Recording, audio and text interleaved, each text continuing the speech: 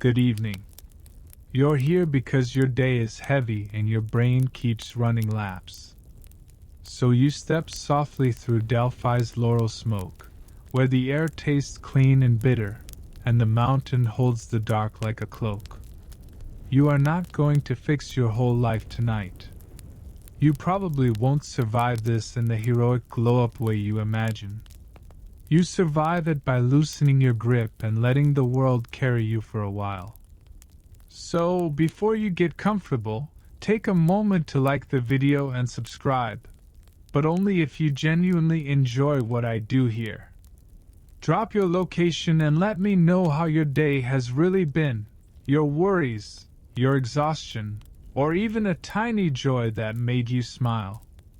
I'm here to truly listen and offer the most sincere, heartfelt advice I can. Now turn off the lights. Take a deep, slow breath, let your tiredness melt away, and gently close your eyes. Let's drift together into tonight's dreamlike lands.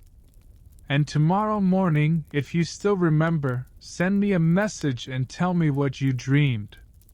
You arrive before sunrise, when the road is a narrow thread and the world still pretends it is made entirely of shadow.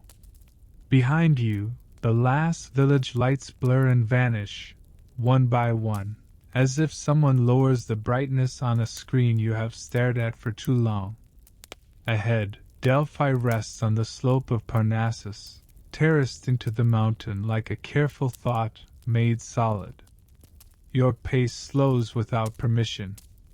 Not because you are trying to be reverent, though that is a sweet ambition, but because the ground insists.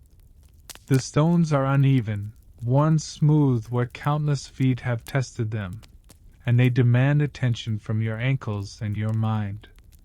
You place each step with quiet care, the way you might move through a house when everyone else is asleep. Laurel smoke finds you again, thin and steady. Somewhere nearby, a brazier glows low, and the smoke rises in a narrow column before the wind combs it out across the terraces. The scent threads into your breath and makes your chest feel a little clearer, as if it scrapes away the sticky residue of ordinary noise. For a moment you catch a human outline near the emberlight, someone moving slowly, feeding the coals, then stepping back as if not to disturb the morning. No ceremony, no spectacle, just a practiced habit. The sight is oddly comforting. It tells you this place is not only an idea from books. It is also a job done gently, day after day, by ordinary hands. Above, the cliffs begin to separate from the sky. They develop edges, then faces, pale stone emerging in slow increments. Even without full light, the rock walls feel like witnesses, and you understand why people once thought this place sat near the hinge between human questions and something larger. The landscape makes you feel small in a way that is not insulting. It is simply honest. You stop at a bend and look down into the valley. The olive groves spread out in a dark, rippling mass, and dew turns patches of leaf into faint silver where the earliest light touches. Down there are roads, kitchens, barking dogs, the plain weight of living. Up here, the air is colder and thinner, and your problems shrink to their proper size. You walk again, and the sanctuary begins to show itself as shapes. Broken foundations, low steps, fragments of walls, platforms that suggest rooms without roofs. The ruins are not messy. Time has done a kind of patient arranging. You pass scattered stones that once formed proud offerings, and you feel the quiet pressure of all the footsteps that came before yours, each one bringing hope like a coin held tight in the palm. A few birds test their morning voices. The cold touches your cheeks and wakes you gently. You inhale, and your breath briefly becomes visible, a small cloud that forms and dissolves without drama. Your fingers brush what you brought in your pocket, and you hold it for a moment. A thin strip of cloth tied around a sprig of dried bay, simple enough to be almost embarrassing. You brought it because you wanted to arrive with something that is not a plan. Something you can leave behind without expecting anything back. For now, you keep it close, letting it warm against your palm, letting it remind you that small intentions can be enough. Then the first true edge of sunlight touches the higher rocks. It is subtle, just a widening along the cliff face, but it changes everything. The stones stop being anonymous. They become surfaces, rough, scarred, flecked with lichen that clings like memory. Light crawls downward with calm patience, and you feel a small relief. The day arrives without needing you to earn it. As the dawn grows, Delphi feels less like a ruin and more like a body waking. Corners reveal themselves. Steps start to lead somewhere instead of nowhere. Ahead, you sense the heart of the sanctuary without seeing it fully yet, and the anticipation stays gentle, steady as a hand on your back. For now, that is enough, a narrow path, laurel smoke, and the slow, honey-colored beginning of day. You step carefully, one foot and then the other, letting the mountain teach you a kinder rhythm, and letting yourself be quiet enough to hear it. You keep moving, because the path is already doing what paths do best, taking your attention away from you. The laurel smoke thins behind you, and the air tastes more like stone now, cool, mineral, a little sharp. As the light slides further down the cliffs, the sanctuary opens into a long, ascending corridor, the sacred way curling uphill in a patient zigzag. Your shoes scrape softly over worn paving. Some slabs are polished by time, others cracked, shifted, like the ground has been breathing for centuries and no one filed a complaint. You step around a shallow groove where rainwater has run for ages, carving a line as calm and stubborn as habit. On either side, the remains of buildings sit like half-finished sentences. Low walls outline rooms with no ceilings. Stone thresholds lead into emptiness. Yet the emptiness feels full, because it is framed so deliberately. You sense the original purpose. Store this offering, guard that dedication, display the pride of a city far away. Even in ruin, Delphi still knows how to organize human longing. You pass the first treasury foundations and instinctively slow, as if you might disturb something by walking too loudly. Treasury is such a practical word for something so emotional.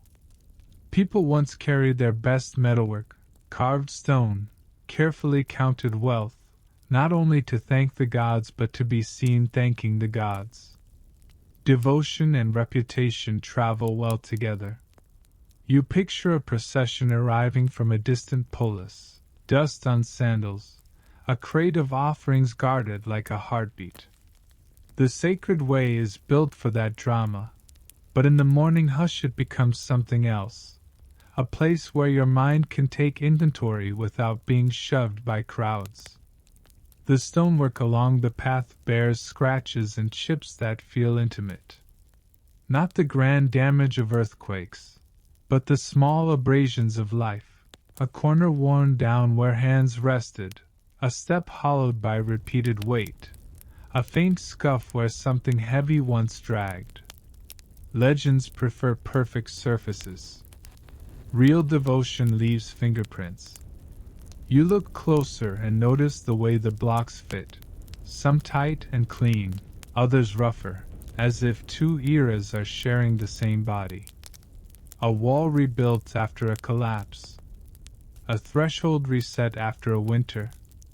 The sanctuary adapts, not because it wants to be modern, but because people keep showing up and insisting it remain useful. A row of stone bases sits to your left, like missing teeth. They once held statues, bronze figures catching sunlight, perhaps athletes, generals, or donors made permanent by generosity.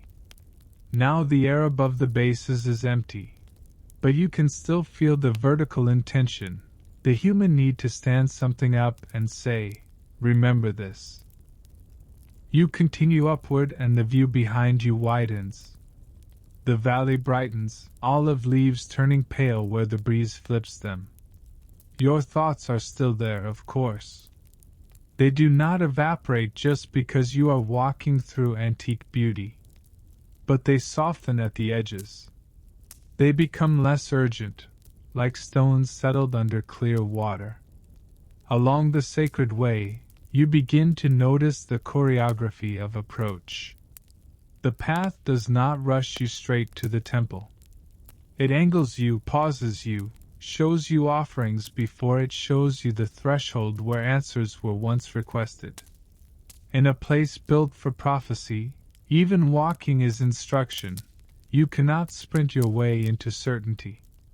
A breeze threads through the ruins and carries a faint, resinous scent, pine from higher up, mixed with the last whisper of laurel. Somewhere ahead, you catch a flicker of movement, a person in simple clothes moving between stones with slow care. They adjust something near a low wall, clearing debris, setting out a small lamp, tending to the morning the way other people tend to quiet. You don't interrupt. The silence feels like a shared agreement. Near one treasury, you find fragments of decoration, simple lines, a hint of pattern, a curve that once belonged to a lion or a vine. The carvings are softened by weather, but they still hold intention. Someone paid for beauty here, not because beauty is necessary for survival, but because beauty is one of the ways humans try to persuade the universe to notice them. You pause and touch the little clothembe sprig in your pocket again. It is unimpressive, and that is the point. Compared to golden tripods and bronze statues, your offering is almost comically modest. You can imagine an ancient elite glancing at it and politely pretending it counts. Yet the sanctuary doesn't seem to mind. Stone doesn't rank your sincerity by market value. The mountain doesn't care about your budget. You keep it for later and continue, letting the sacred way do its slow work on you. Each step, each broken threshold, each carved fragment quietly suggests the same truth. People came here carrying questions that felt unbearable, and they left carrying whatever they could interpret as an answer. Uncertainty is not a modern invention. Neither is hope. As you climb, the light warms and the shadows retreat into corners like shy animals. The ruins sharpen into clearer shapes, and the sanctuary feels less like a dream and more like a place that expects you. Your breathing steadies. Your pace evens out. You let your shoulders drop, because nothing here is chasing you, except your own desire to arrive. You follow the curve of the sacred way, higher and higher, until the stones under your feet seem to hum with accumulated footsteps. And somewhere ahead, just beyond the next turn, the heart of Delphi waits, quiet, sunlit, and stubbornly patient with your human need to know. You round the next bend and the path dips, as if the sanctuary briefly lets you breathe before it asks more of your legs. The air cools again, and you hear it before you see it. Water, not loud or dramatic, just persistent, and even, liquid whispers slipping over stone. The Castalian spring sits tucked into the folds of the mountain, where cliffs lean inward and make a natural chamber. In the half-shadow, the rock looks darker, almost blue, and the first sun touches only the upper edges, leaving the basin in a calm, shaded pocket. It feels like stepping into a quieter room inside your own head. You approach slowly, because water in a sacred place has a way of making you behave, even if you're not trying to be spiritual. The spring doesn't demand belief. It simply offers itself, cold and clear, as if that is enough. A narrow channel guides the flow into a shallow basin. The stone lip is smooth from centuries of hands that arrived dusty, nervous, hopeful, and left a little cleaner, at least on the outside. You kneel, and the ground is damp. The smell here is different. Wet mineral, moss, a faint metallic tang, like the mountain is quietly reminding you it has veins. You dip your fingers in. The cold bites just enough to wake you without being rude. It travels up your skin and into your wrist, and your shoulders tense for half a second, because you are still a human animal with opinions about discomfort. Then you exhale, and the cold becomes a kind of clarity. You splash your hands, then your face. Water runs along your jaw and into your collar, and you shiver. It's an honest shiver, no performance, no aesthetic. If anyone ever tells you purification is glamorous, they are selling something. Here, it's just water doing what water does, taking away dust, lowering heat, returning you to your senses. Nearby, a caretaker moves in a slow, practiced loop, sweeping away small leaves that drift down from above, checking the channel for grit. Their movements are careful but not precious. You realize the holiness here isn't only in ancient stories, it's also in maintenance. Someone makes sure the spring keeps flowing, the way someone at home makes sure the kettle works and the door still closes properly. Reverence can look like a broom. You keep washing, letting the cold steady you. The water carries away the fine powder of travel from your palms. It doesn't fix your mind, exactly, but it changes the texture of your thoughts. The anxious ones lose some volume. The tired ones soften. For a moment, your brain stops racing ahead to the temple and instead stays with your fingertips and the small ripples you make. You glance at the rock walls around the spring. They rise high, layered and scarred, with thin seams where plants cling. In places, the stone has been cut back, shaped slightly by human hands to guide water, to make this pocket usable. Nature and human intention overlap here without arguing about it. You imagine how pilgrims once arrived at this same spot. Some would have been wealthy, some poor, some famous, most not.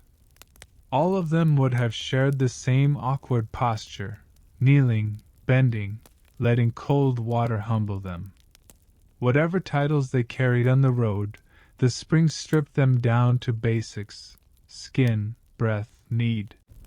You don't force yourself to feel anything grand. You simply let the moment work. The cold water slows your pulse. Your face feels clean and slightly numb, like you've reset a device that kept overheating. You become aware of small sounds, the trickle, the occasional bird call above, the faint scrape of the caretaker's broom. You take out your little offering from your pocket and hold it in both hands. The cloth is warm from your body. The bay sprig is dry and brittle, its edges sharp. You wet your fingertips again and touch the leaves, just lightly, as if giving them permission to be part of this place. Laurel belongs here in a way it doesn't belong in your pocket on an ordinary day. You don't leave it yet. Not here. The spring feels like preparation, not conclusion. Still, you feel something shift. The offering is no longer just the thing you brought. It's a small thread tying you to the rhythm of approach. Walk, cleanse, ascend. You stand, and the air feels colder on your damp skin. Your shirt clings at the collar. It's mildly annoying, and strangely comforting. You are reminded you have a body, not just a brain. You roll your shoulders once, slowly, and you notice how the movement feels easier now, as if the water has loosened a knot you didn't know you were carrying. Before you turn back to the sacred way, you look down into the basin one more time. The surface is clear enough to show stone beneath, and for a second you see your reflection broken by ripples, your face, fragmented, softened. It suits you. You don't need to be a single, sharp-edged person tonight. You can be made of pieces, tiredness, curiosity, hope, a little sarcasm, and a willingness to keep walking.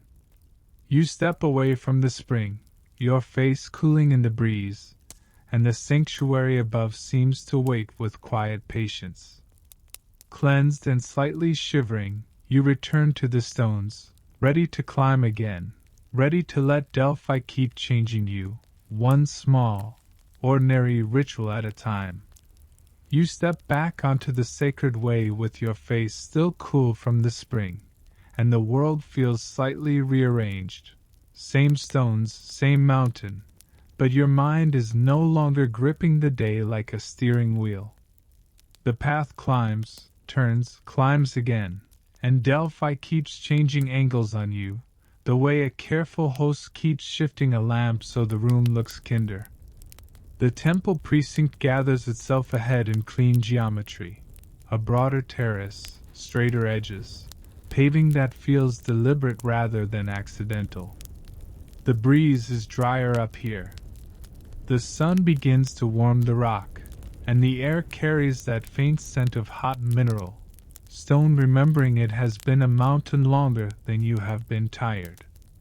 Columns appear in fragments, stumps and stacked drums, then in surviving lines that still suggest the old order. Light slides along them like thick honey, slow and golden, while shadows pull at their bases in cool blue. The place feels built from two temperatures at once, and your body responds without being asked. Your stride lengthens on flatter ground. Your shoulders drop. Even your ankles stop negotiating every step. Architecture, apparently, starts by making your knees behave. You cross a low threshold and feel the boundary between walking through ruins and being inside a designed focus. It's not mystical. It's practical. The terrace frames your view, narrows your options, and pulls your attention toward an invisible center. You understand why people once called this place the navel of the world. It makes you feel that thoughts, too, could be pulled inward and held steady, if you'd stop yanking them around like a stubborn dog on a leash. The precinct is quiet, but not empty. A few early visitors drift with careful steps. Someone carries tools. Someone pauses, looks, and moves on. No one performs reverence. They simply exist in a space that has absorbed so many expectations and no longer needs theatrics. You walk along the outer foundations, firm, squared stones that once supported a roof and a promise.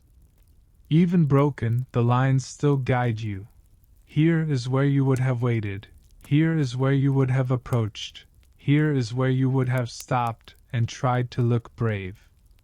You can almost feel the old hush, the kind that weighs more than a crowd, because everyone is holding their question in their chest as if it might spill. A scatter of carved fragments rests near a low wall, chips of relief, worn edges of letters. You crouch and study the softened grooves. Names, places, thanks, please. The human habit of saying remember me is old, and it is oddly gentle when you see how often it comes from fear. The sun climbs higher, and the shadows rearrange themselves. Your own shadow stretches across the terrace, then shortens as you move, a quiet reminder that you are still a body in a place, not just the mind in a loop. You listen, half expecting the air to carry something extraordinary. What you hear instead is wind, a distant bird, the soft click of a pebble underfoot. And yet, in a sanctuary like this, even ordinary sounds feel edited down to essentials, as if the mountain is quietly simplifying the world for you. You think about how prophecy could live here for so long, not as a single moment of magic, but as a practiced rhythm. People arrived after travel. They cleansed at the cold spring you just touched. They brought gifts. They waited, sometimes for hours, sometimes longer, watching priests and attendants manage the flow like a careful gate. By the time anyone reached the inner threshold, their attention had been shaped, tightened, steadied, made ready to treat a stray sign as meaningful. That, you realize, is part of the engine. Architecture funnels you.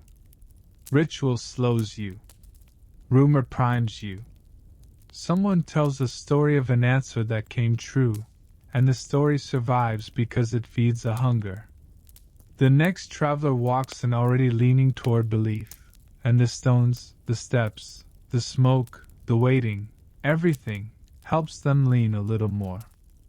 A caretaker passes nearby and pauses to brush grit from a stone edge. They glance your way with the calm awareness of someone who has watched many visitors arrive carrying private storms. No words, no ceremony, just a quiet continuation of work. The gesture feels like permission to keep being here without needing to perform anything either. You lift your eyes to the cliffs behind the precinct. Pale rock rises in plains and folds, and the morning sun paints it in layers, cream, gold, soft gray. Delphi doesn't float above the world, it is pinned into it. The temple's broken lines still borrow dignity from the mountain that holds them. You stand still and let the sun warm your shoulders. The stone beneath your feet holds heat and releases it slowly, like a gentle hand that doesn't ask questions. You remember the bite of the spring and the curl of laurel smoke, and you feel how this place works through contrasts. Cool and warm, shadow and light, silence and the faintest sound. Your mind tries, predictably, to demand an answer. It nudges your own questions forward, the ones you brought here like contraband. But the sanctuary refuses to hurry. It teaches patience by refusing to rush you. It suggests that meaning is often less a lightning strike and more a slow, deliberate arranging of attention. So you don't force a revelation. You keep walking along the sun-warmed stones, letting temple shadows cool your thoughts, letting honeyed light soften your edges, and letting Delphi's old machinery, architecture, patience, rumor, do its quiet work on you. You drift along the terrace until the sun sits comfortably on your shoulders, and the temple stones feel less like an exhibit and more like a floor that expects footsteps. The air keeps that dry, resinous edge, pine from above, warm rock from below, and then, as you turn past the low wall, the laurel returns. Not a dramatic cloud, just a thin ribbon of smoke that seems to know exactly where your face is. In a sheltered corner of the precinct, a small working space is tucked against the slope. A low table, a few clay braziers, a shallow sieve for ash, and bundles of dried leaves hung on a beam where the breeze can reach them. It isn't grand. It feels like the back room of something important, where the quiet parts happen so the public parts can look effortless. Two caretakers move there with the calm precision of people who have learned not to hurry sacred things. Their sleeves are rolled back. Their fingertips are darkened with soot. One tends the coals, stirring ash in slow circles to keep the heat even. The other sorts laurel sprigs into a basket, rejecting anything brittle or damp, choosing leaves that still hold their shape and color. They notice you without fuss. A small nod, an open space made for you to stand, and you understand you're allowed to watch as long as you don't turn it into a performance. You take the hint and soften your posture. Your hands hang loose. Your breathing settles into their rhythm. The laurel here looks different from the decorative sprig in your pocket. These leaves are handled like tools, not souvenirs. Each one is checked, brushed, and placed with intention. Laurel is not only a symbol, it is an ingredient. It has to burn cleanly, scent the air without choking it, smolder without flaring. The universe may be mysterious, but smoke is still just physics, and physics punishes sloppy prep. A caretaker lifts a small bundle and holds it near the brazier, letting warmth tease out the oils before any leaf touches the coals. The scent rises, green, bitter, faintly sweet, and your attention clicks into place. You imagine pilgrims arriving with dust on their ankles, catching this smell, and having their thoughts slow down just enough to be shaped. On the table sits a tray of resin. A piece is placed on the hot spot, and it softens, releasing a thinner, sweeter thread of smoke. Laurel and resin braid together, and the air becomes layered and deliberate. You can feel how a place trains people into reverence, not by commanding it, but by adjusting the atmosphere until your body chooses quiet on its own. You notice the practical details that make the mood possible. Leaves stored in cloth instead of sealed tight, so they can breathe. Bundles hung where they won't touch damp stone. Ash sifted so old charcoal doesn't steal heat. Nothing is rushed, and nothing is wasted. The leaf sorting caretaker pauses over a sprig that curls slightly at the edge. They test it between finger and thumb, then set it aside, not discarded, just moved to a different pile. Even imperfect leaves have a use. They're simply not for the moment that demands the cleanest burn. The thought settles in your chest with quiet accuracy. You don't have to be flawless to belong here. You just have to be honest about what you can hold steady today. Your own offering becomes shy in your pocket. You take it out anyway. The cloth strip looks almost too neat, like you assembled it at a desk instead of on a mountain. You hold it in both hands and feel the dried bay crackle softly. Compared to their bundles, your sprig is small, almost comical, and still, it is yours. One caretaker glances at it, and returns to their work, and the lack of ceremony is its own kindness. Your gift doesn't need to impress anyone. It only needs to be true. You keep holding it for a moment, letting the laurel smoke wash over it, as if you're introducing it to its older relatives. The coals are adjusted, and the smoke shifts direction.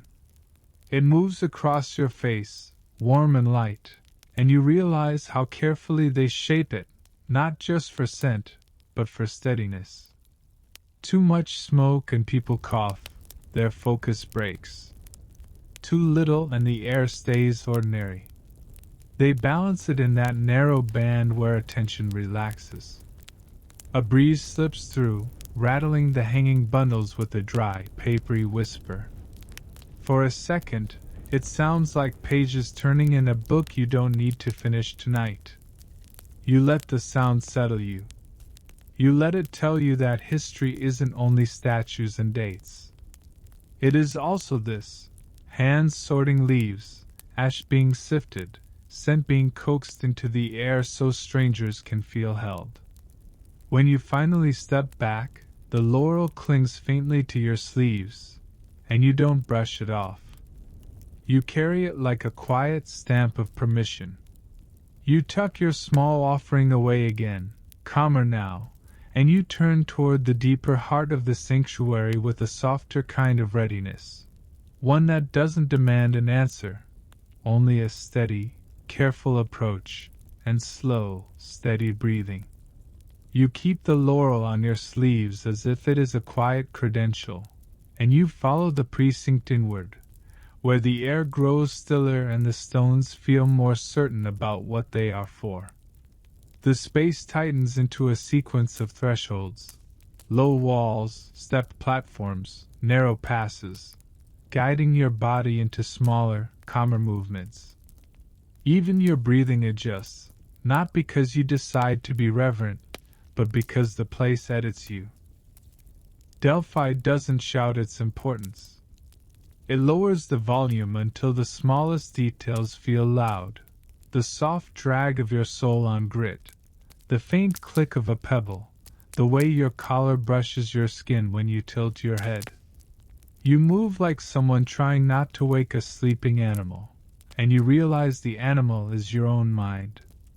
The paving stones fit more tightly here, the joints straighter, the line of approach more obvious. A long-ago order still holds, even after roofs have vanished and columns have broken into stacked drums. You step into a patch of shade the temple wall still casts, and the temperature drops a few degrees, enough to make your damp collar from the spring feel pleasantly cool again. Cold and warm, shadow and sun, the sanctuary keeps teaching you through contrasts. You arrive near the inner boundary, the zone people treated as a hinge between question and whatever they hoped would answer. You don't need a sign to know it. The walls block wind. Footsteps naturally slow. The casual urge to chatter dissolves into the kind of silence you don't force. The kind that happens when everyone, for different reasons, agrees to be careful. You stand a little back from the deepest threshold. Even now, with centuries between you and the ritual, the boundary feels real. It's the sort of line your body respects before your brain finishes its argument. You look at the stone and think about what it once held: preparation, measured movements, actions repeated so often they became a language. The Pythia's day begins long before anyone asks for anything. You can sense that in the layout alone. Cleanse at the spring, steady the mind with smoke, wait within sight of offerings that remind you you're not the first to tremble. Everything funnels inward. Everything teaches restraint. By the time a question reaches the heart, it has been softened, kneaded, shaped into something that can be carried. You picture attendants moving in dim interior spaces, checking lamps, tending coals, sweeping dust, laying out laurel, keeping the place ready to hold human fear without letting it spill everywhere. The work isn't mystical, but the effect is. Quiet labor produces a quiet audience. And then there is breath. Not as poetry, not as a slogan, but as the simplest engine of ritual. Air moving in and out of a body is ordinary everywhere else. Here, it becomes weighted because others hold theirs. The oracle's breath matters because a crowd learns to lean toward the smallest exhale, like a field of grass bending in one direction. Delphi is good at shaping hunger into quiet. The laurel on your sleeves warms slightly in the sun, releasing a faint bitter scent whenever you shift. The stone under your feet holds heat and gives it back slowly. Somewhere, a bird calls once, then stops. Your thoughts try to talk, but they keep lowering their voices. The ancient rhythm is built around timing and limits. Not every day, not every hour, not for everyone. People waited. They offered. They sometimes turned back without reaching the inner line. Imagine the frustration, the hope, the careful politeness hiding panic. Imagine being told to return another day, when your whole life feels balanced on today. You almost laugh softly, because humans haven't changed. We still want answers on demand. We still act shocked when the universe has office hours. Yet the waiting had a purpose. It stretched the mind. It sanded down impulsive questions. It forced you to live with uncertainty long enough that any response, even a vague one, could be held, turned, applied. This is how prophecy survives, not by being perfectly clear, but by arriving into a mind prepared to interpret. You let your own question hover for a moment unspoken. Not because you're hiding it, but because you can feel how speaking it would tighten your chest, and you didn't climb all this way to make yourself smaller. You came here to soften, not to wrestle. So you practice something more difficult than asking. You practice receiving the silence. The deepest space remains a kind of closed mouth, stone lips, shadowed interior, a hush that doesn't explain itself. You don't force visions. Instead, you notice the human scale, narrowness, controlled light, deliberate pace. You notice how ritual can be built like a shelter, not to trap people, but to keep them steady while they face what they can't control. Your breath slows. In through the nose, out through the mouth, as if you're letting the mountain count time for you. Each exhale feels like a small offering, the kind you can afford endlessly. The laurel stays on your sleeves, and you remember the caretaker's soot-dark fingertips, the spring's clean bite, the honeyed light on broken columns. You remember how your mind quieted when you stopped trying to impress the place. When you finally step back from the threshold, you do it with the same care you used to approach it. Not because you're afraid, but because you've learned something simple. Some spaces don't need you to enter them to change you. Sometimes it's enough to stand close, breathe slowly, and let the quiet do its ancient work, steady, wordless, and strangely kind.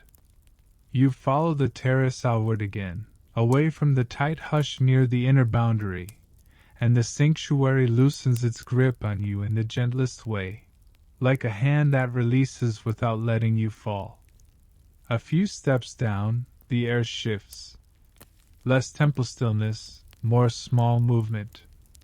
You hear it before you see it, shuffling feet, the clink of pottery, the soft thud of baskets set down, and that quiet, unmistakable sound of metal meeting a palm. A cluster of stalls sits on a level patch near the approach, tucked where the slope finally agrees to behave. Cloth awnings stretch low, catching the morning light and turning it softer underneath. Smoke rises from a cook fire, practical smoke, olive wood, maybe less bitter than laurel, more like warmth you can eat. You move along the line of goods without hurrying, letting your eyes adjust to a new kind of devotion. Baskets of olives shine dark and slick, some wrinkled and cured, some plump and green. Amphories stand upright like patient sentries, each one sealed and marked. The scent gives them away, olive oil, grassy and rich, sun held in liquid form. On a table nearby, herbs lie in small piles, dried thyme, crushed oregano, sprigs of bay that look like cousins of the one in your pocket, though fresher, still faintly green at the stem. A cloth is lifted to reveal figs, dark and soft. There's honey too, thick in jars that catch sunlight the way the temple columns did earlier, like amber holding a slow flame. Pottery fills the next stall, cups, shallow bowls, little lamps, small votive shapes meant to be left behind. Some pieces are plain, made for hands that are tired and practical. Others carry simple painted lines, waves, leaves, spirals, patterns that feel like someone's method of keeping time. You don't need perfection to understand the impulse. You just need to be human. Coins change hands with an efficient rhythm. You notice the gestures more than the objects. The weighing of a coin between fingers, the tilt of a palm to show honesty, the small nod that seals an exchange. The market runs on trust performed in tiny movements. No grand speeches, no dramatic bargaining. Just enough order to let people eat. Your laurel-scented sleeves drift through the crowd, and you catch a few glances, not suspicious, just curious, the way locals look at a visitor who has clearly wandered through smoke and come out quieter. You are not here to buy your way into holiness.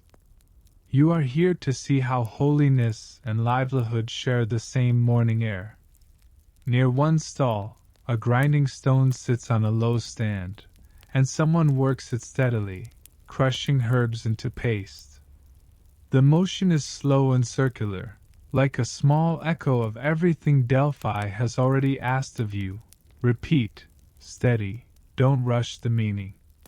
Beside it rests a basket of bread, rough loaves with cracked crusts, still warm enough that the air above them shimmers faintly. You take a piece and eat without hurry. The crust crunches softly, then yields to dense, slightly sour crumb, the kind of bread made for travel. A little oil is poured over it from a narrow spout, and the glossy stain spreads slowly, soaking in the way sunlight soaks into stone. Your stomach, neglected during the climb, quietly thanks you for remembering it exists. As you chew, you watch pilgrims move through the stalls with careful energy, like people balancing invisible weight. Bundles wrapped in cloth, dust on hems, faces tightened by road sleep. Everyone looks, touches, chooses. Everyone tries to appear casual, but you can feel the urgency underneath. They are here for something, and they don't want to waste their chance. You also notice the way locals make space without making a performance of it. A clear path opens when a tired traveler approaches. A hand steadies a basket being lowered. A cup of water appears on a corner of a table and then disappears again, like kindness that doesn't need credit. Hospitality here is not ceremony. It is habit. The same kind of quiet habit you saw at the spring. The same kind you saw in soot-dark fingertips sorting laurel. Your own offering shifts in your pocket, and your fingers find it again. In the temple precinct, it felt modest. Here, among bread and oil and clay cups, it feels honest. It feels like something made by a person, not a monument. You imagine ancient pilgrims with the same small scale of devotion.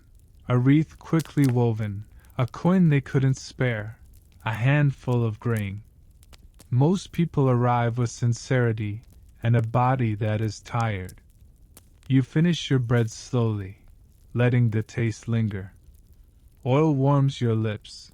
You wipe it away with the back of your hand, which is not elegant but is deeply real. The market air braids a trace of laurel on your sleeves with olive warmth in your mouth, and you feel grounded, fed, steadied, less floaty withal. When you step away from the stalls, you carry no heavy purchases, only a little fullness and a clearer sense of the people who keep this place alive. Delphi is not only prophecy and marble. It is also baskets, grinding stones, hands counting coins, and olive oil poured with care. You let that ordinary truth settle into you like warmth, and you turn back toward the paths above, ready for whatever the mountain offers next. You leave the market behind with olive oil warmth still lingering on your tongue and a faint laurel ghost clinging to your sleeves, and the sounds thin out as the ground tilts upward. The clink of pottery fades, the cook fire smoke slips away, and you return to the quieter music of walking, stone to gravel, gravel to dry grass, the mountain changing the texture beneath you like a careful hand smoothing a blanket. A local guide falls into step with you without ceremony. They move like they belong to slopes, not flat floors, and their calm becomes contagious. You match the pace because it feels right, and because Delphi has already taught you that rushing is just anxiety wearing athletic shoes. The path rises through scrub and scattered rock, then into taller growth. Pines appear, first as lone silhouettes, then as a thin stand, trunks straight and dark, needles catching sunlight in trembling threads. You breathe in resin, clean, sharp, faintly sweet, and the air clears your head the way cold water did at the spring, only softer, less biting. Wind combs through the needles and makes a steady hush, a sound that convinces your thoughts to stop showing off. Up here, the world speaks in motion. A small bird darts low across the path, so close you hear the flick of wings. Another lands above you, shakes once, and vanishes into green. Your mind immediately tries to translate. Good sign, bad sign, warning, permission. You catch yourself and feel a quiet, amused cringe. Put a tired human under a huge sky, and we start turning weather into a personal message. But the guide watches the birds with something sturdier than superstition. Wings are honest about wind. Low flight can mean a gust line coming. Sudden silence can mean a predator nearby. Even if you never call it an omen, it's still information, and mountains reward people who read information well. You start doing the same without trying, listening for changes, noticing patterns, letting your body learn. The trees thicken, and light becomes dappled, sun broken into soft coins on the ground, shade layered like cool fabric. Your footsteps quiet on pine needles. The forest absorbs sound kindly, so you hear the small internal things again, your breath, your pulse, the faint creak of a strap. After stone terraces that reflected everything back at you, this softness feels like mercy. A breeze strengthens and pushes through the upper branches.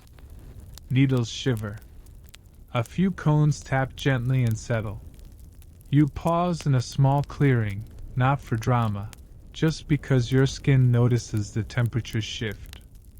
The gust cools the last dampness at your collar from the Castalian spring, and your body remembers that clean reset.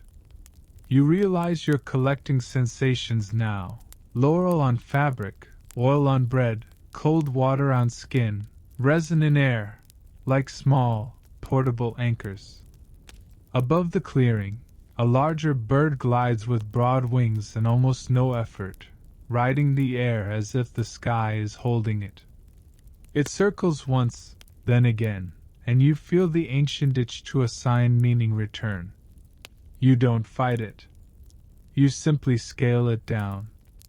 Let it be a sign of something harmless, that not everything needs flapping, that sometimes you can coast on what's already carrying you. The path narrows between rocks that look sliced and stacked. The mountain's bones show in clean angles and rough seams, and you sense the long patience behind them, pressure, fracture, settle, time. Your deadlines, your worries, your urgent mental to-do lists shrink to their proper size. The cliff stays unimpressed, and that weirdly helps. As you climb, the resin scent sharpens.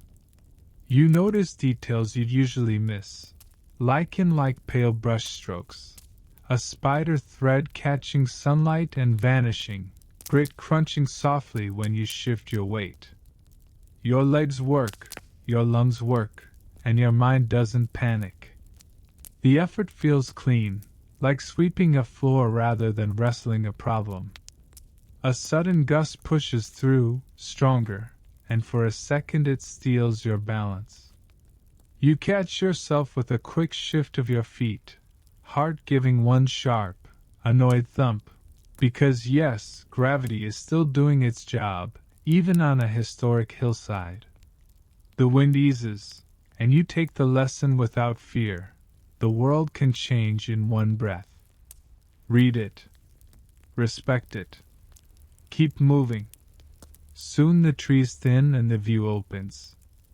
Delphi lies below, stepped and pale, tucked into the slope like a careful arrangement of stone and hope.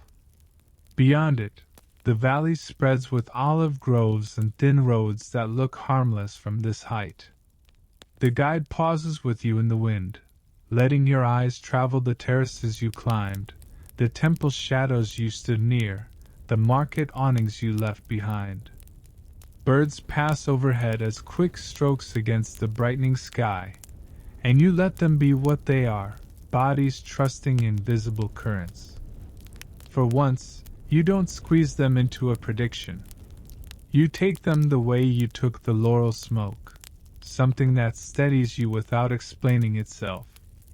When you finally turn back toward the sanctuary paths, you carry a new, quiet skill, noticing without clinging, reading without begging, breathing without rushing. Your fingers find the small bay sprig in your pocket again. It feels lighter now, less like a request and more like a simple marker of your passage. Spring water, laurel smoke, bread and oil, pine wind. You let the forest hush settle over it for one last moment, then you turn back down the path, ready to return to stone with a steadier mind. You come back down through the pines with resin still in your nose and wind still pressed into your hair, and the sanctuary receives you again without comment. Stone replaces needles beneath your feet. The air warms. Terrace lines reappear, calm and geometric, as if Delphi has been waiting for you to finish your small detour with the birds. The path bends, and the theater reveals itself, sudden, inevitable. One moment you are beside broken walls and scattered blocks, and the next you are looking into a wide bowl of stone seats, stacked in a slow rise against the hillside. It is open to the sky, open to the valley, open to everything you usually keep locked behind your ribs. You descend a few steps and let your pace soften. The theater doesn't ask for speed. It asks for weight to be placed carefully, for bodies to settle. The stone is pale and sun-warmed on the edges, cool in shaded grooves. Each seat is worn where countless people sat, shifted, leaned forward, and tried to be the kind of person who understands important things. You choose a place midway up, where you can see the whole curve and still feel held by it. When you sit, the stone pulls a little heat from your legs, the way the Castalian spring pulled heat from your hands, only gentler. You rest your palms on the seat beside you and let your fingertips learn its texture, smooth in patches, rough in others, honest everywhere. Below, the circular performance space lies empty. No chorus, no procession, no ritual hurry. Just sunlight and quiet. The emptiness is not disappointing. It is generous. It lets you imagine without being interrupted by facts, and your mind could use fewer interruptions. You breathe in. The air tastes of warmed stone, faint laurel from lower terraces, and the clean dryness that belongs to height. You breathe out slowly, and the curve shapes the sound, tucking it in and returning it softened. This place was built to make a single voice reach thousands, and now it makes a single breath feel like enough. Your guide lingers a few steps away, not crowding you, just existing with the same calm they've carried all morning. You don't need instruction. The theater is instruction. It teaches you what attention looks like when it has somewhere to sit. You let your eyes travel across the seats, row after row, and you imagine them filled, not with a roar, but with a collective hush before a performance begins. People settling their dust, quieting their mouths, leaning forward together. The crowd becomes one organism, and the organism waits. Beyond the curve, the valley stretches like a backdrop. Olive groves ripple in muted green, and light moves over them in slow sheets. If you performed here, you'd have to compete with the world's beauty, which feels unfair until you realize it's the point. Humans stage themselves against landscapes that remind them they are temporary. You sit very still and test the theater's gift in tiny ways. A soft exhale. The faint scrape of your sleeve when you adjust. Each small sound returns with a cleaner edge, as if the stone edits it, removes the mess, keeps the part that matters. The effect is subtle, but it makes you feel listened to, even when you say nothing. That's the comfort of an empty theater. It holds your presence without demanding a performance. It says, you can exist here, unremarkable, and still count. Your mind, predictably, tries to fill the bowl with noise anyway. It drags in memories, worries, old embarrassments that still act like they pay rent in your head. It starts rehearsing your life the way an actor rehearses lines, over and over, hoping repetition will produce control. You almost smile at the habit. The theater is ancient, and your brain still thinks it invented overthinking. So you do something simpler. You let yourself be a body in a seat. You feel the firmness under your thighs. You feel the temperature difference between sun and shade. You feel your breath moving low and steady, tide-like. You let the sounds of the place arrive, wind brushing the upper rows, a distant bird call, the faint tick of grit under someone's careful footstep far away. These are not messages. They are just the world being alive around you, and that is already enough. You remember the laurel keepers balancing smoke so it steadied rather than overwhelmed. You remember olive oil poured with quiet care. You remember the gliding bird above the clearing, riding currents you couldn't see. Each memory returns like an echo, not as a lecture, but as a small reminder. The world can carry you if you stop thrashing. You look down at your hands and notice a dusting of pale grit on your knuckles, stone traveling from seat to skin. You brush it away slowly. The motion feels ceremonial even though it's just cleanliness. You tuck the bay sprig deeper in your pocket, not out of secrecy, but out of tenderness, like keeping something warm. When you finally stand, your legs feel steadier, as if the theater has tuned your balance. You step carefully up the rows, back toward the path, carrying a quieter echo, the knowledge that you don't have to fill every silence with effort. Some spaces do the listening for you. You leave the theater behind with its empty bowl of listening still pressed gently against your ribs, and the path pulls you upward again, as if Delphi is determined to show you every shape a human longing can take. The turns steepen, the air rinses itself clean, and the laurel fades into pure mountain wind. The stadium sits higher, where the hillside stretches into a long, quiet line. You reach it along a rocky track that bends between pines, and the first thing you notice is the width. Open sky, open valley, a place built for motion, yet resting in stillness. Stone seating runs along the sides in low tiers, simpler than the theater's grand curve, but firm and practical. The track itself is a pale lane of packed earth and stone, framed like a corridor that wants bodies to move through it with purpose. You stand at one end, look down its length, and your legs, which have already done enough today, pretend they didn't hear you. A modern part of you tries to turn the moment into a fitness plan. A few laps, the dramatic new you, maybe a heroic caption. You let that thought pass like wind through branches. This place doesn't care about your glow-up arc. It cares about effort as a kind of honesty.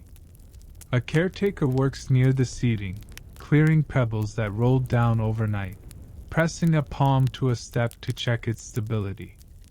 Their motions are unhurried and sure.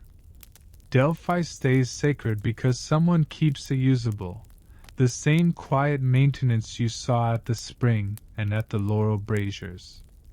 The wind slides across the stadium and brings warm pine and dry stone. It also brings a faint imagined trace, sour sweet, human, like sweat remembered through history. You picture runners arriving in ancient mornings, oiled skin catching light, lungs already nervous, shoulders rolled loose. The Pythian Games were held here, athletics tied to honor, to worship, to the idea that the body could be an offering too. Near the starting end, a low stone curb marks where runners once set their toes, a blunt line that decided fairness. You can almost see dust puffing as feet launch, judges watching with the same calm severity as the mountain. Oil would be rubbed into skin to warm muscles, sand scattered on palms for grip, and water sipped sparingly because even thirst had rules. Discipline, here, isn't punishment. It's structure that lets fear stay contained. You walk along the track's edge, letting your shoes crunch softly on grit. The lane is straight, uncompromising. No clever curves, no scenic detours. It asks for the simplest thing, forward. You think about how comforting that is. Most of your life is a maze of options dressed up as obligations. Here, direction is the whole instruction. You sit on a low tier and rest your hands on your knees. Sun warms your forearms. Shade cools the inside of your elbows. Again, Delphi's favorite lesson: contrast, balance, patience. You let your breathing settle, slow enough that your thoughts don't get to sprint ahead of you. A few visitors arrive, quiet as you were earlier, people who speak with posture instead of mouths. One stretches near the lane, rolling ankles and circling shoulders, preparing a body the way you prepare a mind before asking for anything. Another walks the full length with measured steps, counting silently, as if distance itself is a ritual. Watching them, you feel a small, respectful envy. Not envy of speed, but of focus. Athletes have always been good at letting the world become simple for a while. Pick a line, repeat a motion, let effort be true.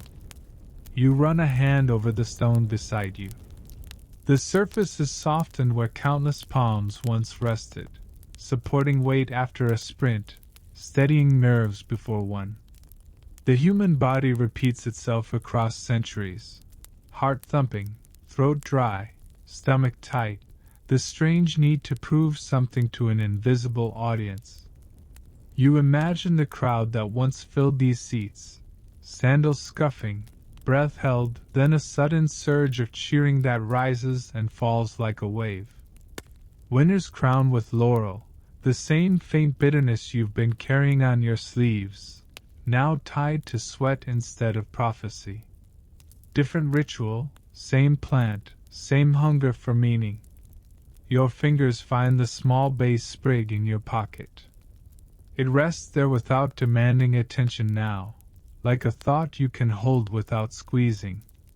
You stand and step onto the track, not to run, not to impress anyone, just to walk it, deliberate and even, one foot after the other. Halfway down, the wind shifts and lifts your shirt lightly. The lane pulls your gaze forward. Effort strips away excess.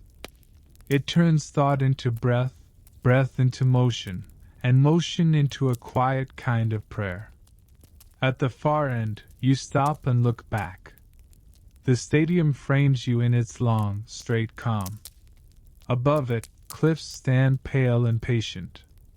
Below it, Delphi spreads in terraces like stacked memories. Spring, smoke, market, theater, each one a different way of being human, each one teaching you to slow down. You walk back toward the seats, carrying a steadier feeling, not triumph, not revelation, just the simple strength of showing up and moving forward when you're tired. You sit again, let the sun warm your sleeves, and let the wind rinse the last sharp edges from your mind, as if the stadium is finishing the quiet work the oracle's hush began. You leave the stadium with that long, straight calm still inside you, and you take the downhill path like someone who finally remembers gravity is allowed to help. Your legs loosen. Your breath stays steady. The pines thin, and stone terraces reappear, stacked and sunlit, as if Delphi is laying out your morning in neat layers, effort, stillness, effort again. You tell yourself, quietly, internally, that you'll place your little offering soon. Not as a dramatic gesture, not as a plea. Just a simple leaving behind, the way you set down a small weight you've carried farther than necessary. You picture the spot without fully deciding it yet, maybe near the temple edge where shadow cools the stones, or near a low wall where laurel smoke sometimes curls, or somewhere along the sacred way where worn feet have polished the ground into soft shine. Your hand slides into your pocket out of habit, and meets nothing. Not the cloth strip, not the dry bay, not even the faint crackly edges of leaves. Just the smooth emptiness of fabric and a sudden, unhelpful heat that rises into your chest like someone flicked a switch you didn't ask for. You stop walking. You pat the pocket once, calmly, like you're checking for keys. Then again, less calmly. Then you check the other pocket, as if the offering has politely relocated to avoid bothering you. Nothing. You run your fingers along the seams, down into the corners, and find only lint and a small pebble that has apparently been paying rent there for weeks. For a few breaths, you stand very still on the path, listening to your own pulse. It's not panic exactly, more like offended confusion. You didn't bring anything fancy, and somehow you've managed to lose the one small thing you promised yourself you'd leave. It would be funny if it didn't feel oddly intimate, like misplacing a thought you'd been holding gently all morning. You check your bag, slow and methodical, because you refuse to turn this into a frantic scavenger hunt in sacred ruins. You lift the flap. You run your hand along the inside. You pull out nothing but the ordinary contents of being you, a bottle, a folded cloth, a small notebook you didn't write in because you were trying to be present, not productive. The offering isn't there either. A thin thread of laurel smoke drifts up from lower terraces, and the scent lands on you with almost comical timing, like the sanctuary is reminding you what you've misplaced. You look down at your sleeves. The laurel is still clinging faintly, bitter and clean. So the smoke stayed with you, but the sprig didn't. You take one slow breath in through your nose, out through your mouth, the way the temple hush taught you. Then you do the only reasonable thing. You replay the day, not as a dramatic montage, but as a sequence of pockets and movements. You remember the Castalian spring, cold enough to make your fingers sting. You remember taking the offering out, touching it with damp fingertips, then tucking it away again. You remember the laurel keepers and their so dark hands, the table, the hanging bundles whispering like dry pages. You remember holding your little sprig there too, letting smoke curl over it, then hiding it back in your pocket. You remember the market, bread, oil, the heat in your mouth. You remember wiping your hand on your sleeve. Did you pull it out then? Did you shift it? Did it snag on the pocket edge when you leaned over a basket of olives? You remember the theater stone seat, the way you brushed dust from your hands. Did the sprig fall there, quiet as an exhale, sliding into a crack between ancient stones where it could disappear without drama? You remember the stadium track, straight and uncompromising. You remember walking it with steady steps, stopping at the far end, the wind lifting your shirt. Wind? Yes. Wind has fingers, and it loves small things. The thought tightens your chest again, not because a sprig is valuable, but because it holds your morning in it. Spring water, laurel smoke, olive oil warmth, pine wind. Losing it feels like losing a small, honest version of yourself that finally slowed down. You could replace it. You could walk back to the market, buy a fresh bay branch, tie cloth around it, call it done. But your body knows that isn't the point. That would be a purchase, not a passage. You want the specific one you carried, the one that rode in your pocket while you listened in the theater and steadied yourself on stadium stone. So you turn back. Not fast. Not frantic. Just a calm, careful reverse of your footsteps, like rewinding a film without tearing the tape. You start with the nearest place you might have lost it, the stadium path. You scan the ground, the edges where gravel meets stone, the places where wind could have lifted something light and tucked it under a rock. You look near the seeding tiers where you sat and ran your hand over the softened stone. You check the step where you shifted your weight, the corner where grit gathers. Nothing. Only dust, pine needles, and tiny pebbles that pretend they've always been there, innocent. You move down the path, eyes low, letting the sun highlight anything out of place. A scrap of cloth would stand out. A small bay sprig could blend into the earth's own dried colors. But the tide strip, yes, that should catch light if you're patient enough to look. Patience, you remind yourself. Delphi has been training you in it all morning. You can use it now. As you reach a flatter terrace, you spot something pale near a stone edge. Your heart gives a quick, hopeful thump. You crouch, reach, and lift it. It's a feather. Light, perfect, totally useless to your specific problem. Of course it is. Of course the mountain offers you a symbol instead of your actual item, because the universe loves being poetic when you need it to be practical.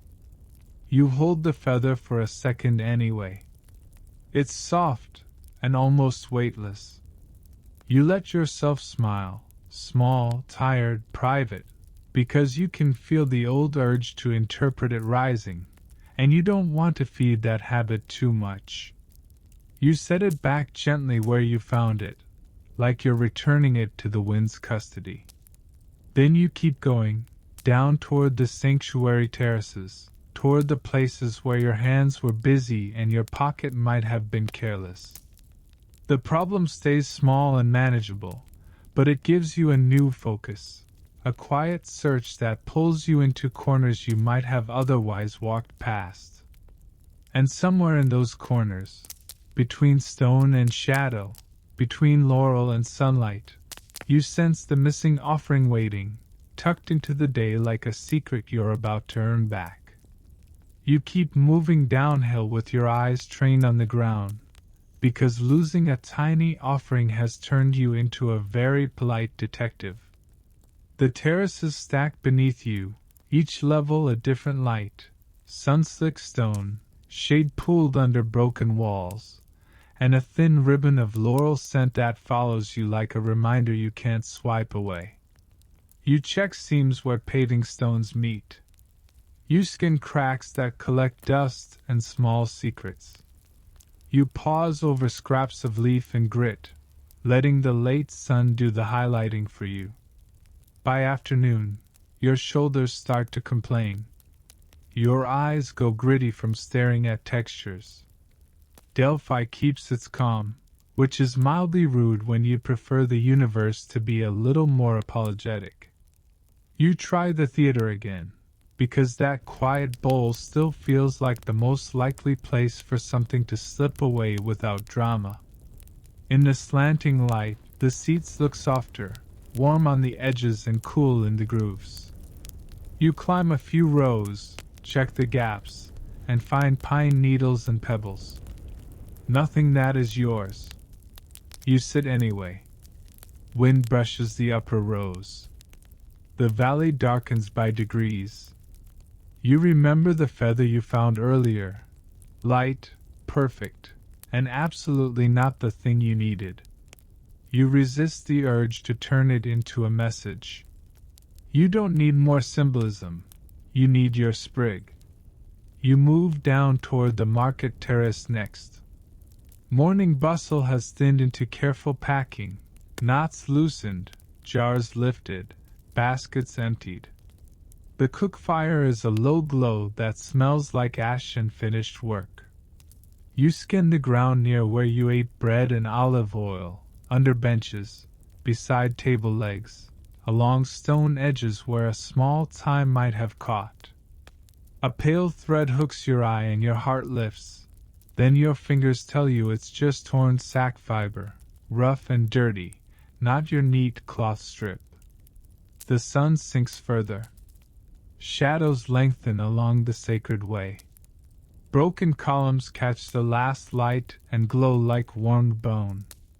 Your sleeves still carry that faint bitter laurel scent, released whenever you shift, like the place is teasing you with what you lost.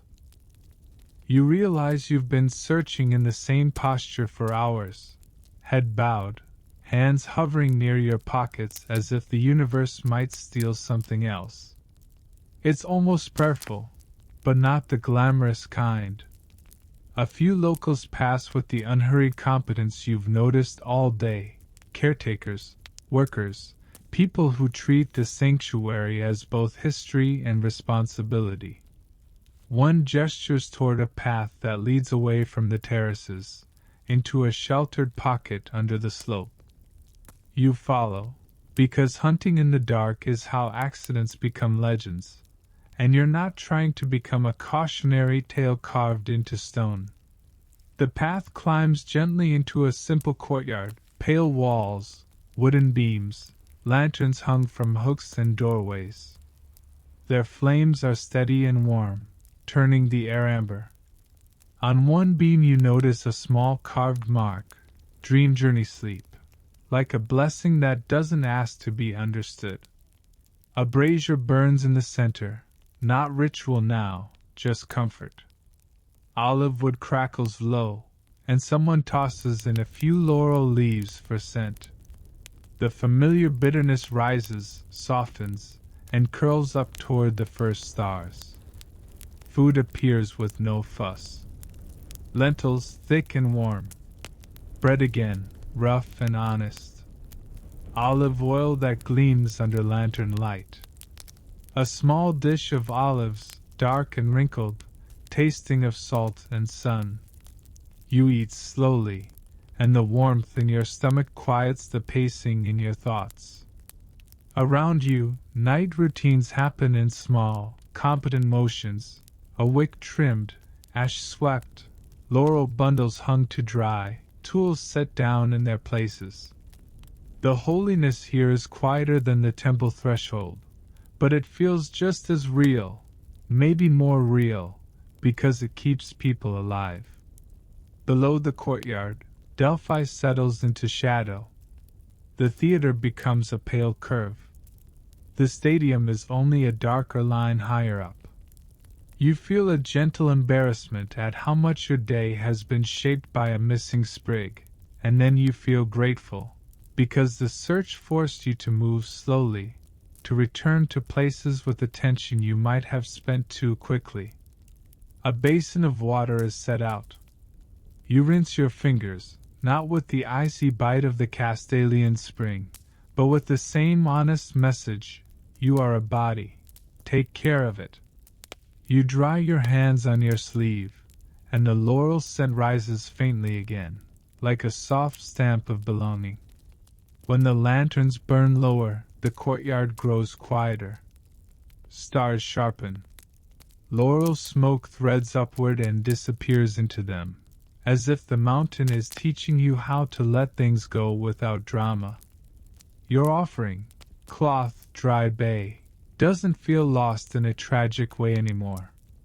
It feels placed by accident, tucked into Delphi like a secret you'll uncover when the morning is ready. A woven mat and folded blanket are laid out in a corner where the wind can't reach too sharply. You lie down with your head turned toward the lantern light trembling in the courtyard. Your breath finds the old rhythm, in, out, steady. And as you drift, you carry one calm intention into the dark. Tomorrow, you'll search again, gently, patiently, until your small offering returns to your hand, or until you understand why Delphi wanted it placed exactly where it fell.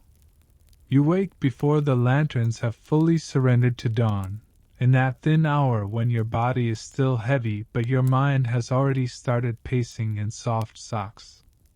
The courtyard air is cool, the stones holding night's chill the way the theater held your silence, patiently, without judging you for needing somewhere to rest. Laurel smoke is only a memory now, a faint bitterness in the fibers of your sleeves. The brazier is ash-gray. Above, the first pale strip of light gathers behind the cliff line, not bright yet, just enough to make edges reappear. Beams, hooks, the basin, the carved mark you noticed, dream journey sleep, still sitting there like a quiet stamp on the night you survived. You sit up slowly, because rushing would feel like disrespect to everything Delphi has taught you so far. Your muscles complain in small, honest ways. Your ankles feel like they've been negotiating stone treaties all day yesterday. You roll your shoulders once. You breathe. You remember you are not here to conquer. You are here to move gently until you find what's yours. The search begins again with the simplest logic. Start where you slept, because small things love to hide in the stupidest places. You check the blanket folds, the mat edges, the corners where fabric meets stone. You find a thread, a dry leaf, a little grit, nothing tied, nothing neat, nothing that makes your heart jump. You step into the courtyard and scan the ground in the new light. Dew clings to the lower stones. The air smells like cold rock and yesterday's ash. A caretaker has already begun the day, moving in that unhurried loop you've seen everywhere here. Sweep, straighten, set, check. They notice you searching and don't turn it into a spectacle. They simply widen their awareness, the way someone does when they see a lost child in a crowd, quietly, responsibly. A second person appears with a coil of rope and a small basket of tools, and you realize the sanctuary is waking around you like a living system. Not a museum.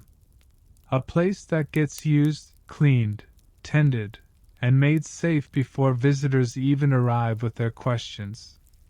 Your missing offering suddenly feels less like a failure and more like a small thread pulled loose from the day. Threads can be found.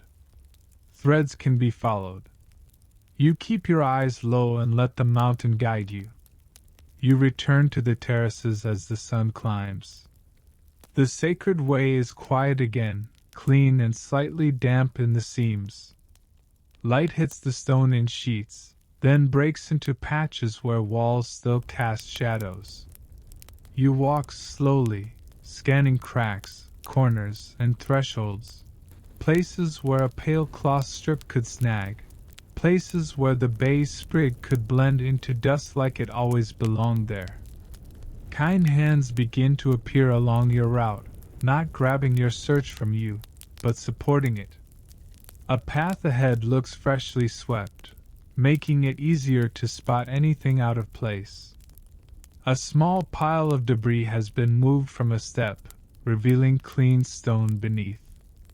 You notice a caretaker pausing near a low wall and looking down, just briefly, then continuing, as if mentally noting what the ground holds today. Their attention feels like a lantern you can borrow without asking. You pass the laurel working corner again. Bundles still hang, whispering that dry page-turn sound. A brazier smolders low. The scent returns, light and clean, and your stomach tightens with the memory of yesterday's pocket-empty shock. You don't let it spiral. You breathe the way you did near the inner threshold, in, out, steady. If your offering fell here, it's here. If it didn't, the smoke will still do its work on you without requiring proof. You look carefully around the table legs, the edge of the terrace where wind slides through. Ash has been sifted again, neat as flour. The ground is almost too tidy, like the place is trying to be helpful but keeps wiping away your clues. Still, you scan the corners where tidiness doesn't reach, where leaves gather behind stone lips. Nothing. So you widen the circle. You walk down toward the market terrace, where morning begins to stir again, less crowded than yesterday, but alive with quiet setup. Jars are lifted into place. Cloth awnings are tied. Baskets of olives are arranged with the same practical tenderness you saw before. You keep to the edges, searching where you stood with bread and oil warmth in your mouth. You check under benches, along the low curb, in the fine dust where footprints pressed yesterday. A torn fiber catches your eye again and tries to lure your hope into a trap. You ignore it politely. You're learning. You feel the landscape, remembering you in small ways.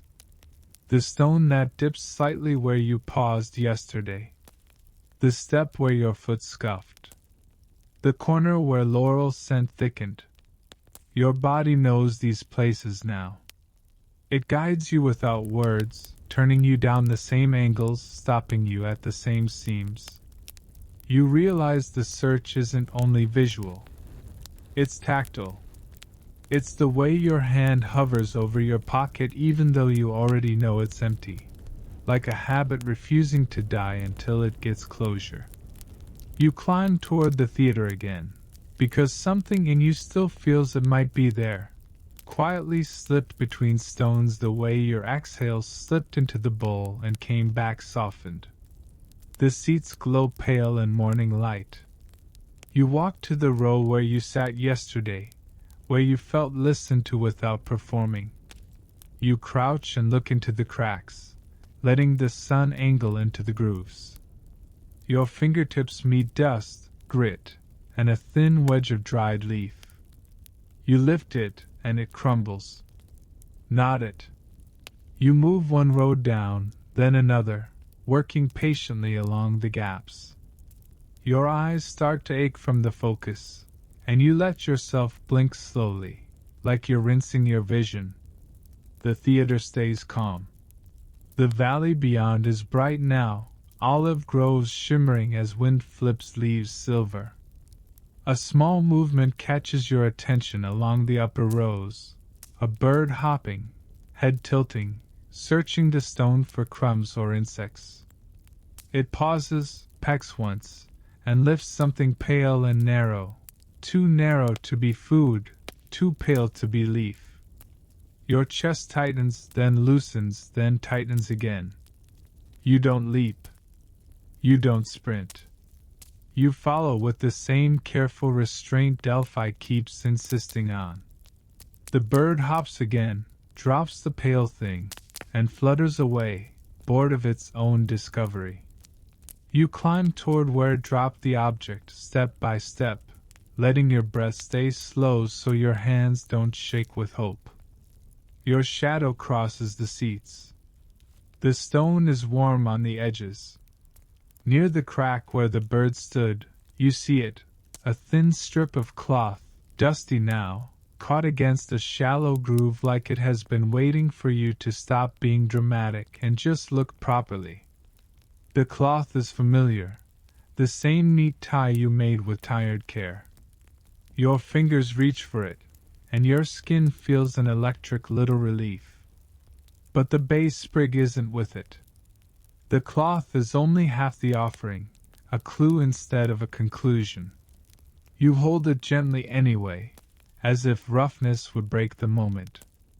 You look down into the crack and see faint green-brown flecks, tiny leaf fragments, brittle and scattered, as if the sprig was tugged free and carried elsewhere by wind, by feet, by some indifferent motion that never meant harm. Your problem has changed shape.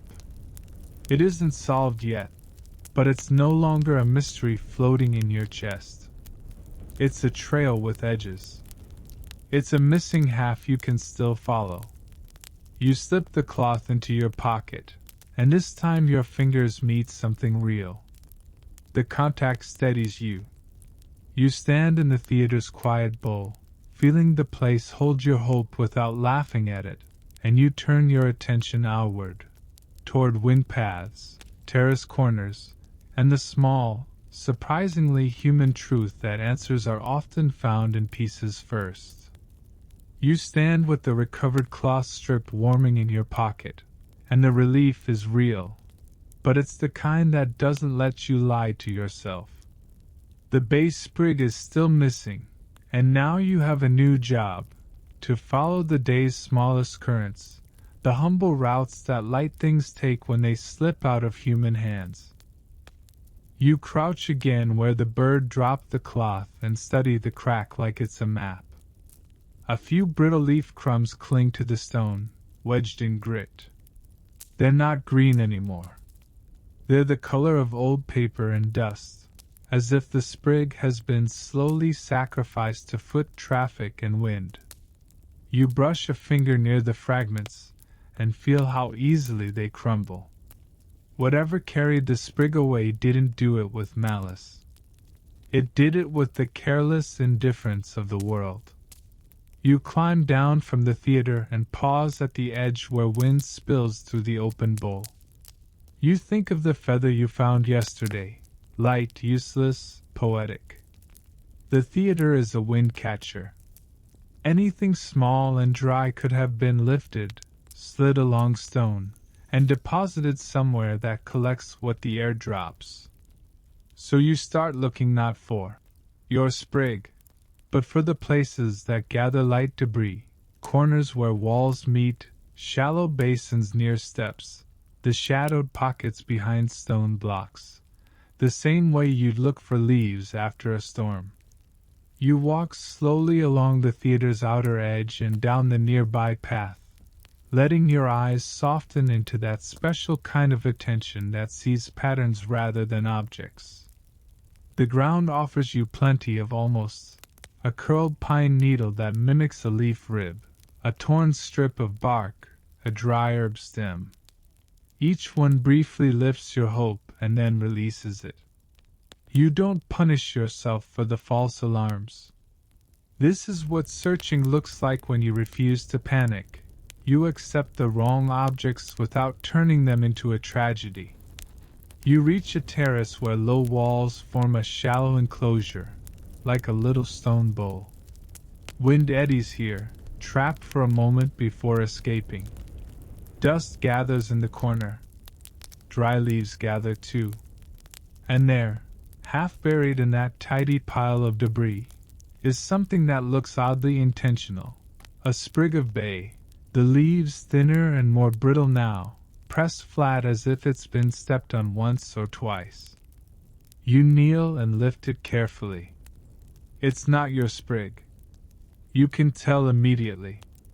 Yours was tied, neat, like a small promise. This one is loose, longer, fresher at the stem. It probably fell from someone's bundle near the laurel keepers and drifted here later. It smells the same, though bitter green, familiar, unreasonably comforting. Your chest tightens anyway, because your brain loves shortcuts. It wants to declare victory and go home with something that looks close enough. But your hands know the difference. This is a replacement, not a return. You set it back gently in the debris, not with disappointment, but with respect. It belongs to the wind now. As you stand, you notice small movement near the wall, a compact shape darting in and out of shadow. A cat, thin and sundrowsy, watching you with the bored authority of a creature that has lived around pilgrims its whole life. It slips along the stone edge with quiet confidence and pauses where a low crevice opens behind a block. Its head dips. It paws once, then retreats, as if it has confirmed something and decided it is not its responsibility. Your attention sharpens. The cat's paw gesture wasn't playful. It was the way an animal checks a familiar hiding place. You crouch near the crevice and peer in. The opening is narrow, shadowed, lined with dust and dry fragments. Your fingers fit barely.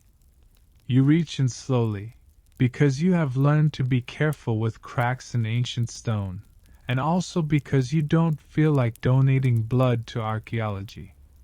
Your fingertips brush something dry and papery. You pinch gently and pull.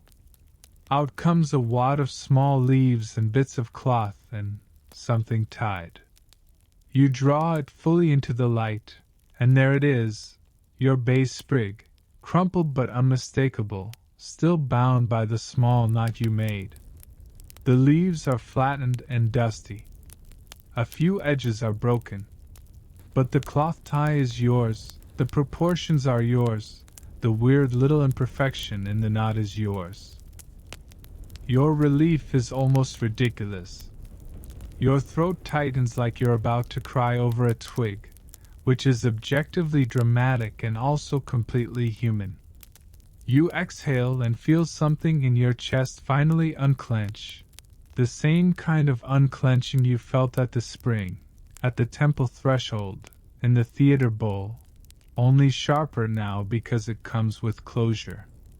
The truth is simple and honestly, a little funny. Your offering didn't vanish into cosmic mystery. It slid out of your pocket, probably during your quiet dust brushing in the theater or your climb afterward, and the wind did the rest, carrying it along stone channels until it lodged in this crevice.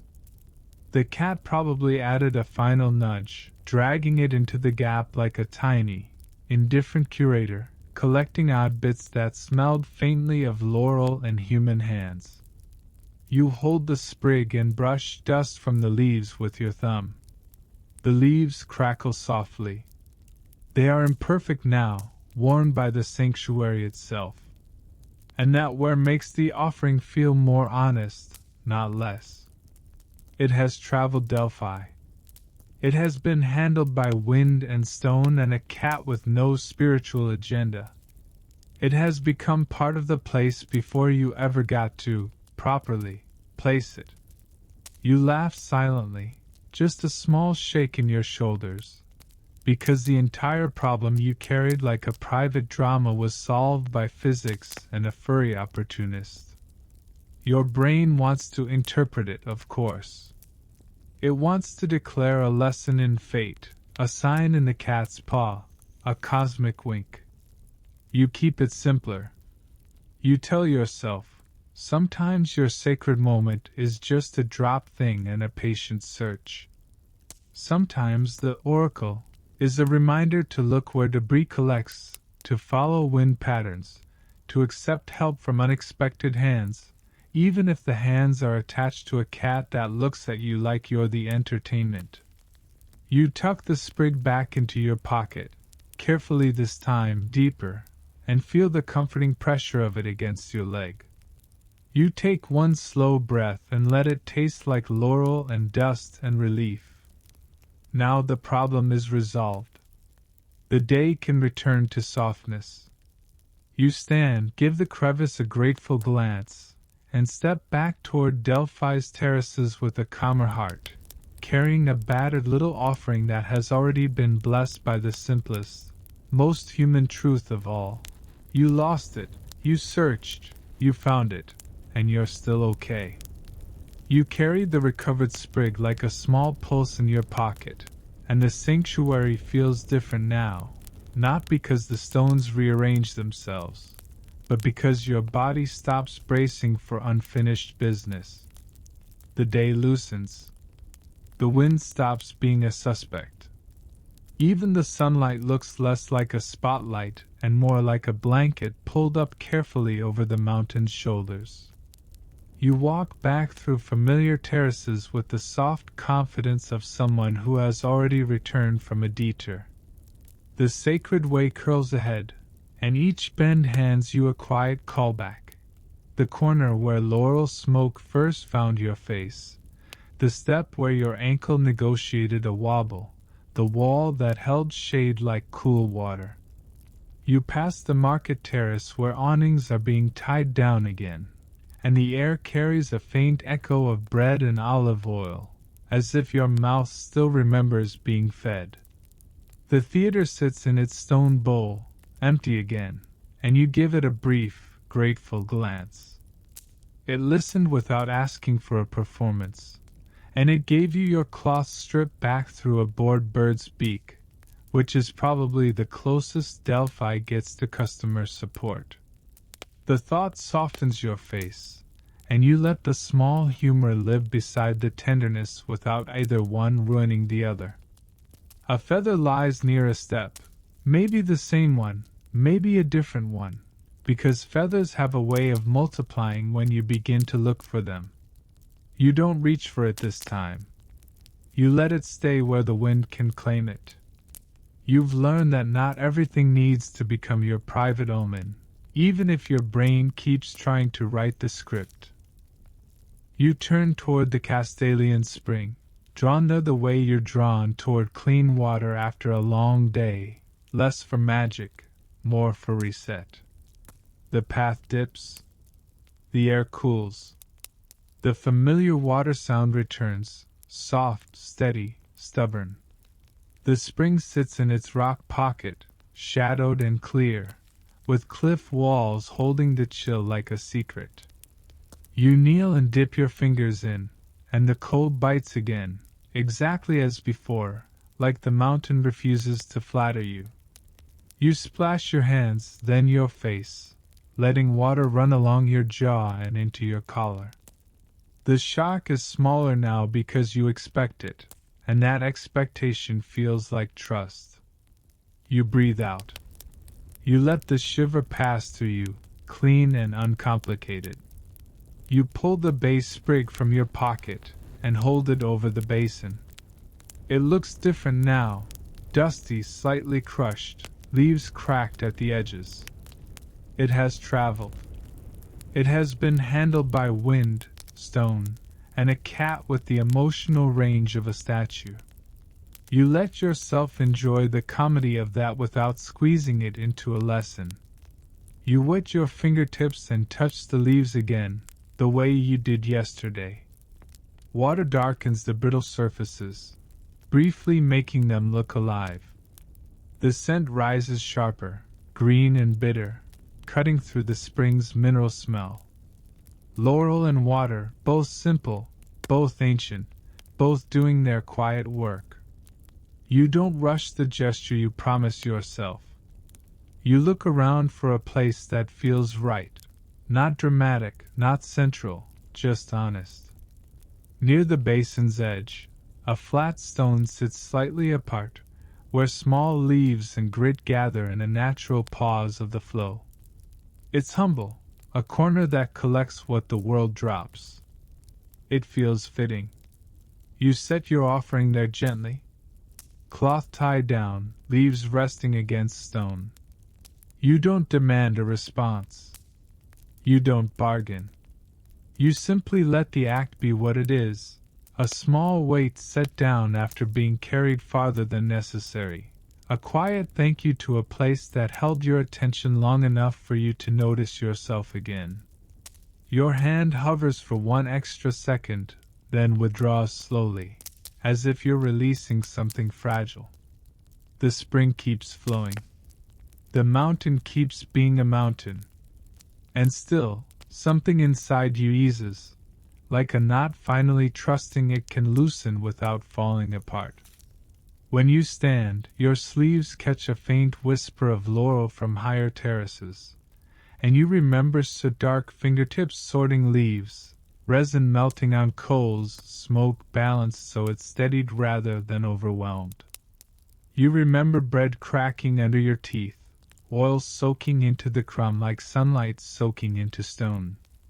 You remember the long straight calm of the stadium lane and the theater's gentle echo. You remember the pocket-empty shock, the patient search, the crevice, the cat's indifferent paw. All of it feels threaded now, not scattered, as if Delphi has tied your day together with the same kind of simple knot you made on that cloth strip. You walk back up toward the temple edge for one last pause. The precinct stones are warm under afternoon sun, and shadows lie where they always did, cooling the same corners. You stand near the boundary you respected before, not entering, just breathing close to it. Your question hovers again, but it no longer demands to be answered. It simply exists softer, like a thought you can carry without bleeding from the fingers. The valley spreads below, bright and quiet. A bird passes overhead, a quick stroke of wing against sky, and you let it be only that. You inhale slowly and feel the air expand your ribs, then exhale and feel your shoulders sink. You are not made of marble. You are made of breath, and right now breath is enough. You turn away from the threshold and begin to descend, already feeling the shape of goodbye forming ahead, gentle, inevitable, and warm as sun on stone, while Delphi's laurel lingers on you like a calm signature. You descend slowly, not because the path is difficult now, but because leaving feels like stepping away from a warm lamp into the wider, noisier room of the world. The stones under your feet are familiar in a bodily way. Your ankles remember which edges are slick. Your knees remember which steps ask for respect. The air carries the afternoon's dry sweetness, and when you shift your shoulders you catch that last faint bite of laurel clinging to your sleeves, as if Delphi signs its name in scent. You pass the Castalian spring again, not to wash, not to restart, just to hear it. Water continues, steady and indifferent to your personal timeline, and that indifference is strangely comforting. You glance toward the flat stone where you left your little bay sprig, and you don't reach for it. You let it stay. It is not a souvenir. It is a small ending, cloth and leaf and dust, resting where cold water and rock can keep it honest. You breathe once, slow, and let your chest loosen around the idea that you can set something down and still be whole. The sacred way curves below, and the treasury's broken outlines look softer in late light. Shadows lie longer now, turning cracks into dark threads. You walk through them the way you walked through the temple hush, quiet, unhurried, letting the place do the listening. A bird flicks through the air and lands on a stone block, head tilted, as if checking whether you've dropped anything else today. You almost pat your pocket on reflex, then stop and smile at yourself. You can be careful without becoming tense. The theater appears, pale and open, and you pause at the rim for one last look. The bowl holds the valley like a calm thought held gently in two hands. You remember sitting halfway up, feeling your breath return to you, and you remember how your cloth strip came back through a bored bird's curiosity, as if Delphi's customer support is winged and mildly unimpressed. You don't ask for more gifts. You simply let the place stand there, doing what it has always done, giving sound a home and giving silence permission to exist. As you continue, you glimpse the slim cat in a sun patch near a low wall, eyes half closed, posture full of unimpressed peace. It doesn't look at you. It doesn't need to. You carry the quiet truth of that crevice with you anyway. The world returns what you lose sometimes, but it does so on its own schedule and by its own odd routes. You offer the cat a small inward nod of thanks it will never accept, and you keep walking, lighter for having accepted that you don't control every current. The market terrace comes into view, gentler now in the afternoon lull. Fewer hands move. Fewer baskets sit open. A scent of olives and cool dash lingers like the memory of morning warmth. You remember bread cracking under your teeth, olive oil soaking in like sunlight, and you feel the simple kindness of being fed when your mind was busy searching for meaning in every corner of stone. You walk past without buying anything, because you already received what you needed here.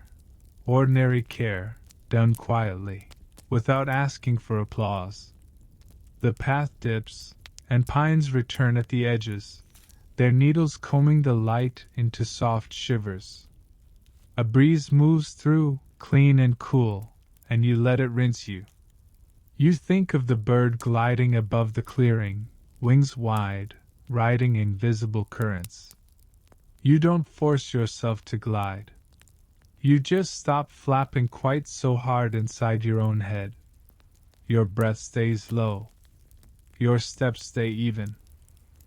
Delphi recedes behind you, terrace by terrace, as if someone is slowly dimming a stage. The cliffs keep their pale faces turned toward the sun. The sanctuary remains where it has always been, held in the mountain's ribs. And you realize you aren't taking the place with you in a dramatic way.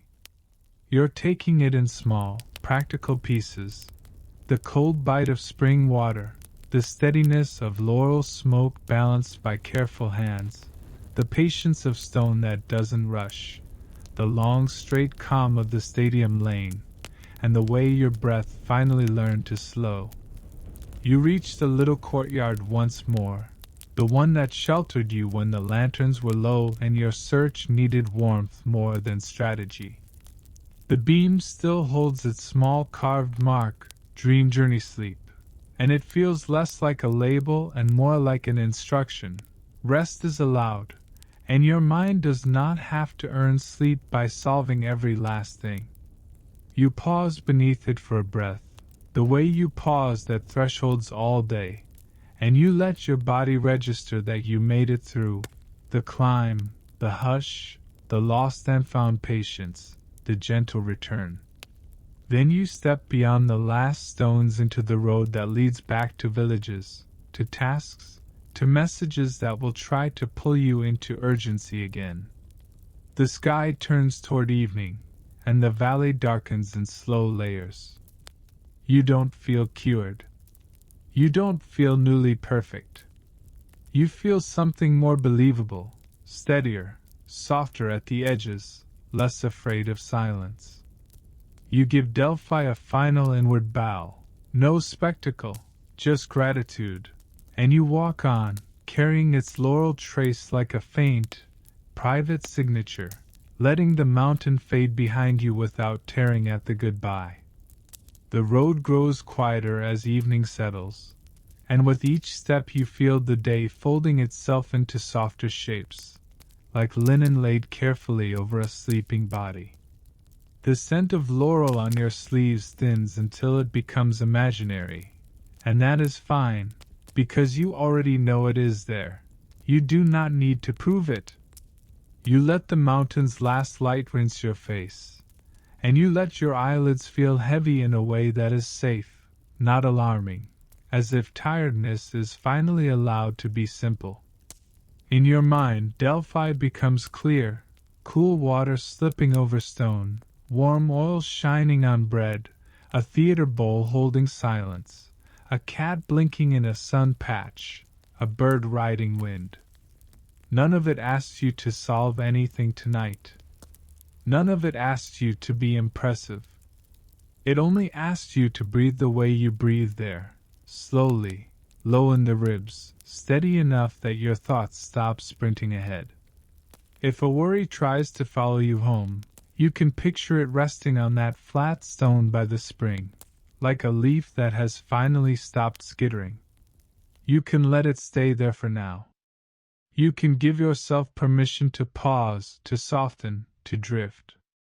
So you keep walking in the dimming valley, and the sounds blur into a gentle hush, your footsteps, the wind, the faint night chorus beginning in the trees. Your shoulders drop. Your jaw unclenches. Your breath becomes a quiet tide, and you let it carry you, little by little, toward sleep, toward rest, toward a kinder morning. And when you are ready, you let your eyes close, just for a moment, and you listen to the softest thing in the world, the steady, patient sound of your own breathing. End of story. Sweet dreams.